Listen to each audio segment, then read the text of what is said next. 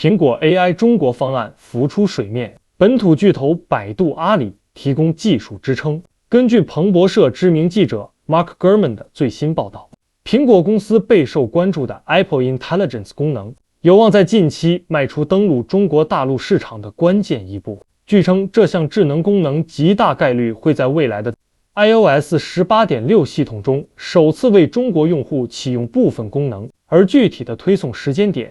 预计会在今年6月的全球开发者大会 WWDC 之后。令人瞩目的是，苹果并未选择在中国大陆完全采用自有的云端 AI 架构。消息指出，为了符合中国的监管要求和市场生态，苹果将与本土科技巨头进行深度合作。其中，百度旗下的文心一言大模型将作为 Apple Intelligence 在中国市场提供核心云端智能服务的引擎。而在内容安全和合规审查方面，苹果则将借助阿里巴巴提供的相关技术能力。我的视角，本土化合作的必然与潜在市场影响。这则消息在我看来是意料之中，同时也蕴含着一些值得关注的市场信号。合规与落地的必然选择。中国大陆在人工智能和互联网服务领域的监管环境与国际市场有显著差异。苹果选择与百度 AI 大模型和阿里巴巴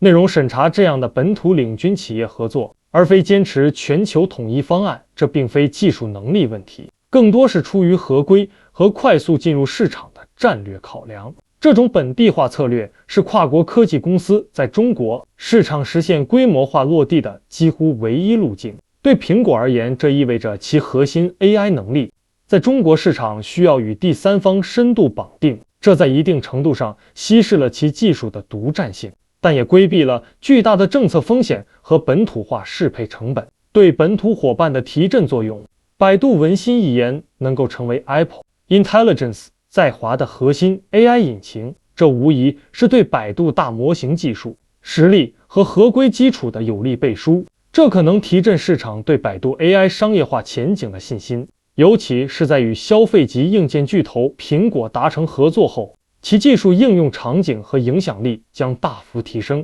同样，阿里巴巴在内容审查领域的服务能力得到苹果的认可并被采用，也显示了其在企业服务层面的竞争力。从交易角度看，未来可以关注这则消息对百度和阿里巴巴相关股票短期或中长期的潜在影响。部分功能的谨慎开端，报道中特别提到初期仅启用部分功能，这可能意味着技术集成、数据传输、合规审批等方面仍需要一个逐步完善的过程。也可能苹果在谨慎测试市场反应和技术稳定性。对于用户而言，初期体验可能并非完整版的 Apple Intelligence。对于市场而言，这表明其全面影响将是一个渐进释放的过程。总的来说，苹果与百度、阿里巴巴的合作是其 Apple Intelligence 进入中国市场的务实之举，是技术实力与本土生态、监管环境相互妥协和融合的结果。